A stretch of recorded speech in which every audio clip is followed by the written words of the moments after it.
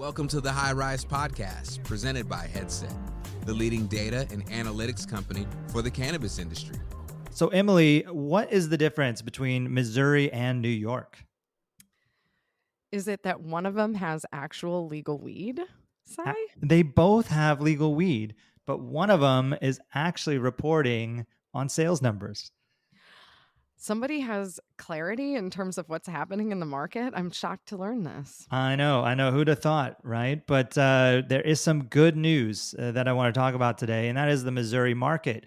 I think this is a bit of a surprise. It pulled forward by a few days here and opened up adult use sales a little bit early, and it looks like the numbers are good.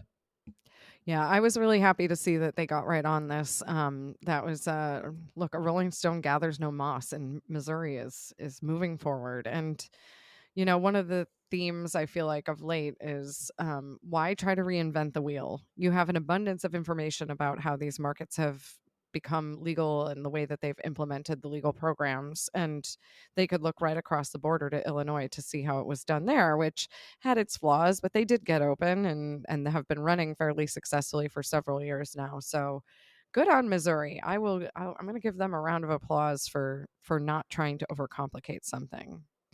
Yeah, maybe that's another difference with New York.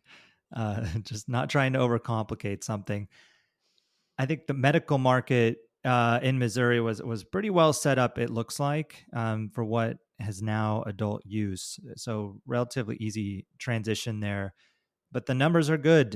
Looks like 12.6 million in the first weekend of sales is what the state is reporting. It's not insignificant. No, I mean, and especially because they did pull it forward. So it wasn't like how, for example, the weekend that New Jersey opened essentially on 420 or 421 technically, I think, but it was so highly anticipated. We'd been waiting because it had been delayed. I know many of us had watched the regulators on the interweb when they announced which stores could open on that day, and so there was a lot of hype around it. But I feel like Missouri was just like this quiet riot. You know, they voted to legalize and they said they would implement it quickly, and they did. And they just opened it. Arizona was kind of like this. Do you remember that? Yeah, All that's of a sudden true. they were open. Yeah, that's a good point. Arizona, you're right. It had a very robust medical market, good infrastructure, and they were able to flip the switch and just get going. So yeah, really, really refreshing to see. I think we spend a lot of these episodes kind of griping around some of these rollouts, or maybe it's me. It just seems so interesting with so many states to look at. How hard is it to go and take a page from others' playbooks and so on. But I think Missouri kind of had a good foundation. It looks like where they were able to just to get going. I haven't heard anything about stockouts or super long lines or what have you. But from the Headset data that we do have, the stores that are connected, I mean the sales were significantly higher than in medical, and we'll see if that sustains itself. I think generally that is the case, right? Because you don't have to have your doctor's recommendation, to be able to access these locations anymore. So I think hopefully it does, but it could just be kind of the opening stages too, where there's just a lot of excitement, a lot of people going. We'll see, but the sales were basically 3 to 4x, depending on the day of the week. Like the weekend, much higher than like an average weekday. But I mean, 4 times the sales is meaningful for these locations, and there's a lot of locations out there. Yeah, considering also that it is the winter time, and I believe there was a pretty chilly pattern moving across the country. So even if there were lines outside, I remember when Illinois opened, it was really cold and people still lined up outside. People want to get inside to see these doors. And while the Missouri folks have been able to go across the border to Illinois and they've seen adult use markets be open, it's just something about having it right in your backyard. I mean, I still cherish the fact that I drive by a dispensary, the Spark dispensary, when I come to work, or that I can order it right to my house. And so I think that I'm excited for the people of Missouri that this happened so quickly. Yeah, me too. And I was looking at the product assortment that was coming out, or that came out, and that's another thing that I think is always interesting when a new market launches, like what's actually available. Is it the full suite of products from, flower and pre-roll, vapor pens, edibles, everything in between? And it definitely looks to be the case. Some strong brands in there. I think I mentioned on a previous podcast that there are brands that we see in other markets, brands like Cookies, brands like Wana. But I did notice a lot of cool local brands that seem to be on a lot of menus. There's this one brand, Vivid, which is on, I think, most of the menus, or the majority of menus when I was doing a little bit of research. And they have a few interesting products, that they're selling in the medical. I assume now are selling in adult use. But one of them is in a partnership with this company, Old Vienna, that does just potato chips, and it looks like a very local potato chip company, Old Vienna of St. Louis, and now they're doing like a THC kind of crossover. Taking those chips with Vivid cannabis and producing an infused version, which is really cool. Like it's kind of neat. One thing it's neat to see local brands. It's neat to see, what are kind of like homegrown brands. We talk a lot about, California brands or, brands all over, but it is really interesting to see these homegrown brands. And then I think it's even cooler when they cross over with other local, I don't know, brands and maybe more of traditional verticals. Like I remember long ago in California when Lagunitas first did the deal with, gosh, who was it on the Cannacraft? Thank you. And they were doing like terp infused, like crossing over like the hops with the cannabis terpenes. It was just a cool like co-brand thing before Lagunitas got into the beverage side and started producing things like hi-fi hops directly with their logo, in the industry. So I don't know. It's always neat, because I feel like it's just we're in this little isolated world. But to see something that's, probably, I don't know, if you're in St. Louis, I maybe you see these chips everywhere, and then you go to a cannabis retailer. Now you see those chips, but they're infused. I think that's pretty cool. I'd love to see more of that. I think it's cool, and it totally ties into our ongoing perspective on this show, which is that cannabis is a consumer product category and that it shouldn't live in a silo. In fact, I was just talking with some traditional venture capital guys about this. That the way to think about this is just a heavily regulated consumer category, and I do think that I do love that idea of the local tie-in too, because it does show that the community is kind of bought in on this. And so I think that's an awesome move. And that's what, we're all aspiring to. We talk about, since SAFE wasn't included or passed in this last legislative session, there has been a challenge around capital flowing into the industry. And I do worry for the viability of independent brands as we go forward if they're not well funded enough. But it makes me happy to see and we also talk about this, is that it's not a foregone conclusion of who are the winners in the branded products categories in cannabis. And so I love seeing this immersion of a new angle on it. And by the way, the infused kind of savory snack category, one of my favorite products back in the day here in California was the Auntie Dolores infused pretzels. Do you remember those? Of course. They were so delicious. And yeah, I mean, what a great product that did not really make it through the California legalization moment, but a great product nonetheless. Yeah, I haven't really gotten into that side, the savory side. I don't think they, in our data, do particularly well, but I also think they're underrepresented in the edibles category. Yeah. It's like the argument of beverages. Like there's just not that many of them in a lot of markets. And so they, don't perform particularly well compared to like how many gummies are on the store shelf. But yeah, more in like the sense of like a bag of chips, like I'm not very good at like limiting how many chips I eat. I kind of have to like, okay, if I'm going to be mindful about it, put it to the side. Maybe, if it's a single bag and it's 10 milligram or something, I could get away with that. But yeah, that's always the fear with the savory, right? Versus other formats. Did I ever tell you my idea about that? Because which this is like this would destroy all margin. I think part of the reason is that category is a little difficult from a margin standpoint versus the gummy category. And Oh, sure.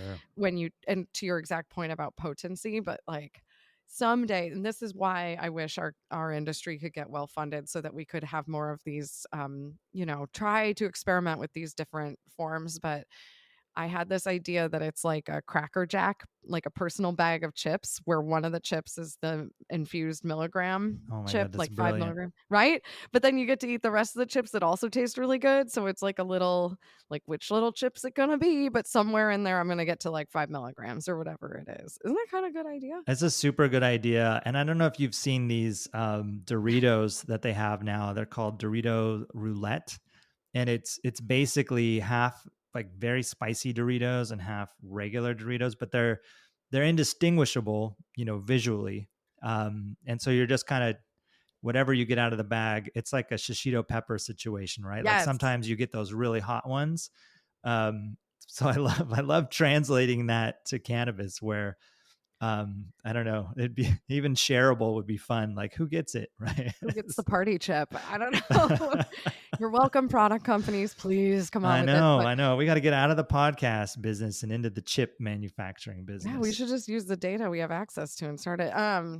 Dude, the shishito, it's one of my favorite things to share with a friend because then somebody just starts sweating in the middle of and I just love it. And then yeah, it's one of my favorite ways to really have a good time. But yes, hopefully we'll see more things like this because this is what I get excited about in cannabis. Yeah, Versus these crossover brands, it is neat, and hopefully it expands the category too, right? Where every time there's a new market, there's new consumers, and we've been through it in the states that we live in, and my neighbors know the industry I'm in, and often I'll be like an ambassador, right? Or like a guide and take them to the stores. Like if you're curious, I'll take you, right? And I'll show you it's not very scary. And I think that there's just some intimidation, like no one wants to look dumb in that whole thing, right? And they just don't know what to expect and don't go out of their way to do it. But when you have a brand that is maybe well known, like some chips that you see everywhere, and you're like, yeah, you can get these same things, but they're infused. Again, maybe it'll bring more people into the category, which is something that I'm always optimistic or hopeful continues to happen. So products like this will definitely help. We know products like this aren't what a majority of the consumers are purchasing, but it's always just fun to see kind of innovation, particularly when it's homegrown, state specific. You can only get it in Missouri. Got to go to Missouri to buy it and consume it. I think that's pretty fun. I think it's great. Quick PSA to people in Missouri: please do not let your kids eat those chips because we're getting some bad press around kids getting into edibles. And I saw Rena Sherbel from Seeking Alpha just made a great point, which is like just keep the infused products where you keep the liquor. Like don't let the kids, or maybe even where you keep your Tide Pods for that matter, because apparently kids are eating soap now. So, I do think it's a good point. Like these are adult products and we just have to be mindful when we bring them home. Look, this is a person who does not have children, so obviously I have no insight on this, but I think I would keep my chips out of reach if I had an infused bag. But that's just a quick PSA. Yeah, no, I think that's smart. I mean, I don't know, it seems intuitive, right? But I don't know, whatever. It's good. It's good to call it out. It's good For to call it sure. out. Yeah, because I Yeah. want us to be able to keep cool things like that and not have like the regulators slap us around on it. Yeah, But, yeah, that's for sure.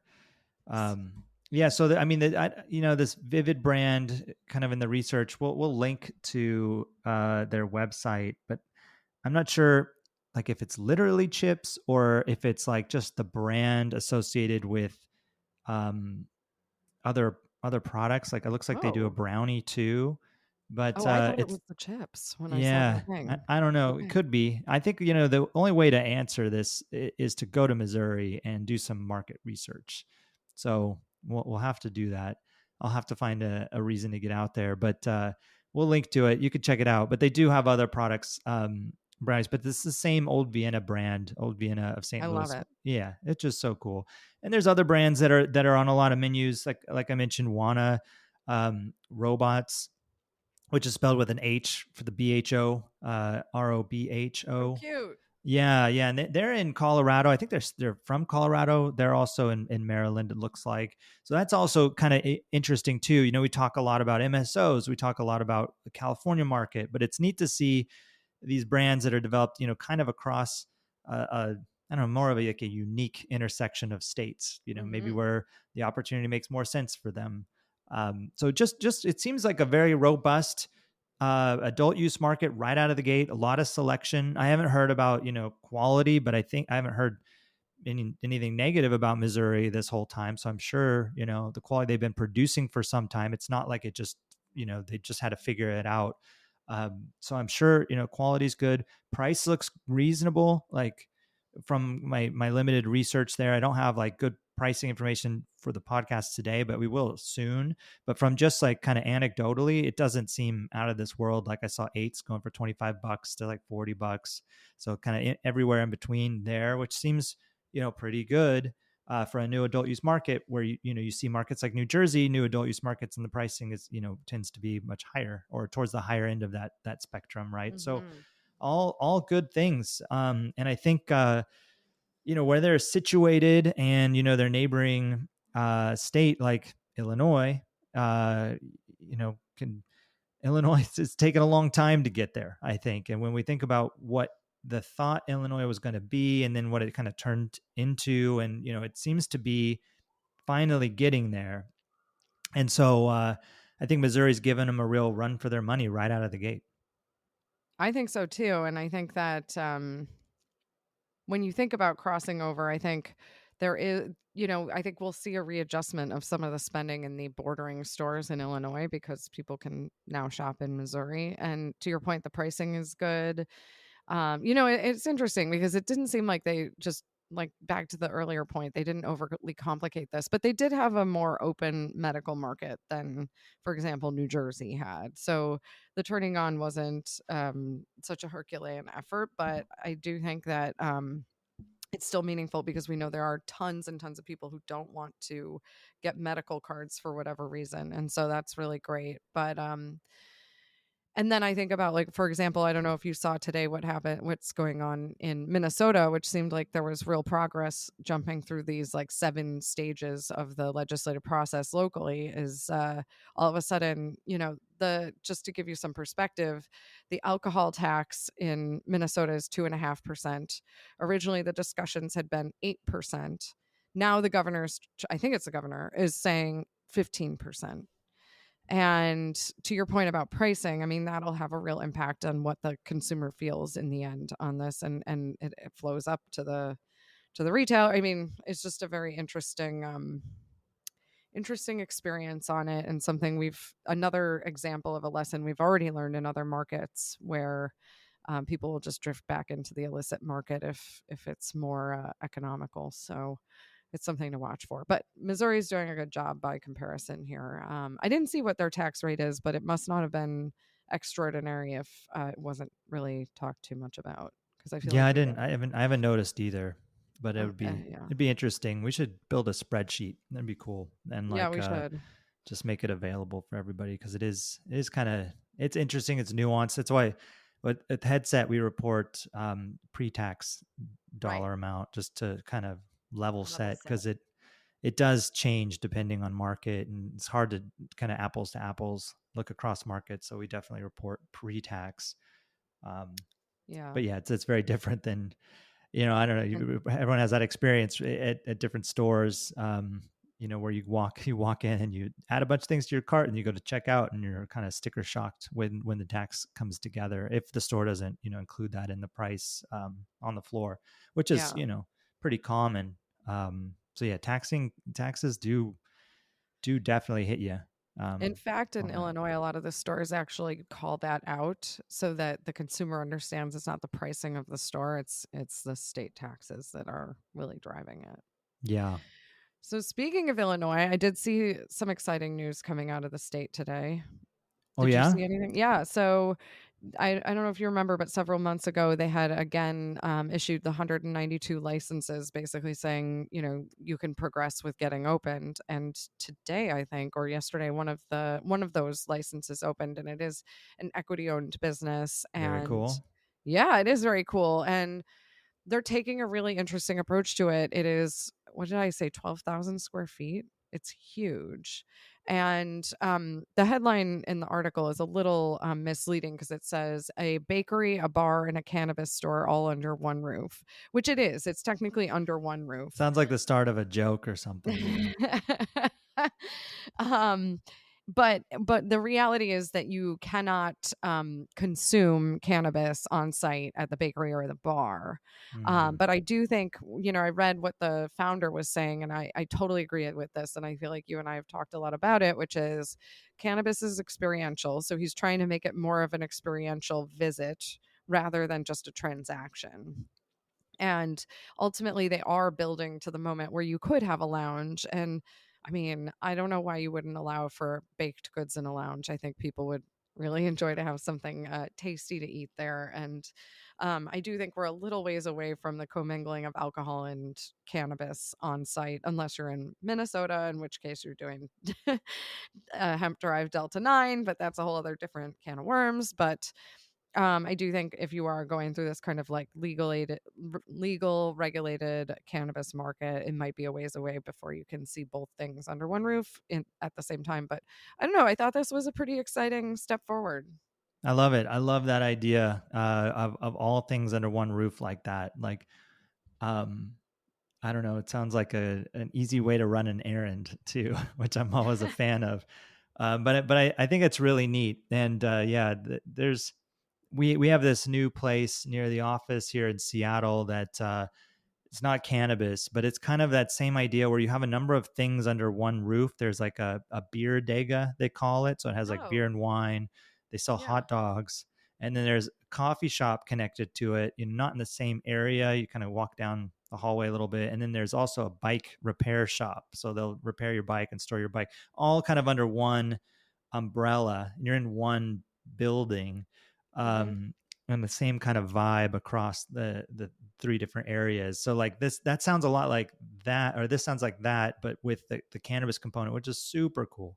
But that would never in a million years happen with the current structure here, which is so limited. But I love that. And again, it just drives more normalization. You're at the bakery and you see the store. And I think Illinois needs it because when you and I were touring some locations there in it was Yeah. September, kind of got the vibe like they hide the flower. It's all like iPad driven. You might as well just go online and look at menus. It's the same thing as when you Hmm. walk into a store. They had some packaging for like edibles and stuff, but it felt like they really treat cannabis like as a very like radioactive substance. They got to go back Hmm. into the vault to bring it out. You can't see it.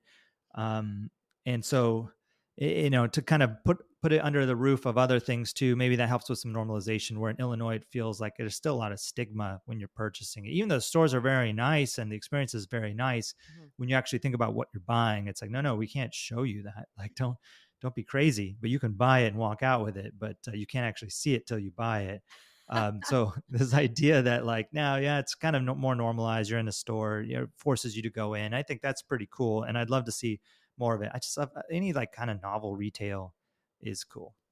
Yeah, it is kind of. I just keep thinking it's like a cannabis peep show at the Illinois stores, like ooh, a little, Right. like a little here, and then we're putting it back. But and then by the way, after you buy it and have cash in your pocket, you have to go out the back door into a parking lot. It's gonna be fine. Such a weird regulation. I mean, that's like a perfect example of a regulation that I think was well intended but doesn't actually deliver on safety. But yeah, so this is good. And I noted a few weeks ago when we were running through the year-end data, you pointed out that Washington state is a good example of a market that has not innovated in their kind of consumer experience around procuring cannabis. No delivery, there's no lounges, the retail environment is still what the retail environment is. And I think for Illinois to be thinking about how to make these progressive steps is very smart as a Missouri opens right next door, and as we pointed out, has a lower, probably a lower tax rate. And I think that's it's smart to think about how you can level up your offerings in the state. Totally. Totally. Yeah, it's I don't know, fascinating to watch. Each one of these markets is so different, and yeah, it gives me it reminds me we were talking about the interstate commerce, and I kind of want to touch on some listener feedback Hmm. that we got. One of the things I was talking about was that what we were talking about, obviously, the California legislation where they're trying to unlock interstate commerce, and we were talking about brands and can brands be successful in other markets, and there's the whole structure of like these asset light brands like Wana in Missouri, being based in Colorado, and how do they perform in different markets. And I mentioned Steezy here in Washington really wasn't doing as well as, or nearly as well as they do in California, and we Hmm. know this through the headset data, right, that we source from retailers, and we could really see the difference. And actually connected with someone at Steezy after the recording, and got a bit more context on kind of that situation. And it sounds like the product mix that they were able to bring to Washington wasn't reflective of what they do so well, like their bread and butter products that they have in California. So it's kind of like a distilled version of the products that might not perform as well as their like core products that they just, because of legislation, because of the way that things were set up here, they'd have to do like a reformulation. It would be a real headache. So they just didn't bring them to market, and they were working with a partner at arm's length on this stuff. So I don't think that they're in market anymore, actually. So you just don't see it on the store shelves. But then when you look at the headset data in other markets that they're in, markets like Michigan, Nevada, Arizona, like they perform really well, even Hmm. though they're based in California. Yeah. So I think in those markets, they have more flexibility to kind of do what they do well out to those other states. And I did kind of touch on, interstate and like their strategy, because some are wholly owned, some are asset light. They like, obviously, like many people, the asset light. That's the Wana playbook. When Nancy was telling us, that's what they really like to do. Um, but if interstate commerce, this idea, they can do all the distillate in one place and then ship it. I mean, Hmm. that certainly would be ideal, and the brand seems to carry across other markets. So I think that, as a brand, again, from the consumer perspective on interstate commerce, I think it's exciting, because it'd be great to be able to have access to brands like Steezy again in Washington with their, full product suite, from California coming across, right? Not a Washington version that's like a subset of their product line. So I thought it was interesting context, and really good to hear from listener and, other listeners that are out there that hear us talking about things that are in the market. Definitely reach out, because we always love to kind of learn like from the operators, because we're kind of armchair quarterbacking with some numbers, with some news. But it's always good to kind of hear from the front lines of like what actually is going on in these types of situations. So thought it was a cool thing to point out and just bring up. Couldn't agree more. And I appreciate that now I will say the word steezy correctly. I feel a little nerdy that I didn't know how to say it, but I am from Well, Buffalo. I don't know. with Leafly, it was the same situation, right? And we'd get a lot of leaf fly, and we call it ourselves, or we call ourselves Leafly, and yeah, got a lot of leaf fly. And the funny thing is, in the beginning of when it was really no one really knew, it was early days. We wouldn't correct if it was a customer or a potential client. We would be like, oh yeah, we're leaf fly for sure, like would never correct them on that, because we were like, call us what you want. We just want you to become a customer. So I get it. I get the I don't know, the mispronunciation of brand names can be tricky. So yeah, other markets. I don't know, Missouri. I'm pretty excited. I need to get out there. I was out there last year, and for something non-cannabis related, and the stores weren't accessible to me. I need to find another excuse to get out there. I don't know if you've ever been out there, Emily, but I saw the Arch, and it's a funny thing. Like many things, like you see photos, a million photos, but seeing it in person is like completely striking. Just the scale of that thing. So I got to get back out there, and maybe I'll do a quick hop across the border to get some baked goods and something at the bar while I pick up cannabis in Illinois. I think it's worth it. We need to do a Midwest trip, check back in with our friends up in Illinois, and cruise on down to St. Louis and check out the Arch. I have not seen it, but as I shared with you, my best friend went to college there, so I'm sure she'd meet us too. Perfect. Let's do it. Thanks for listening to the High Rise Podcast, presented by Headset. For more information on Headset, visit headset.io.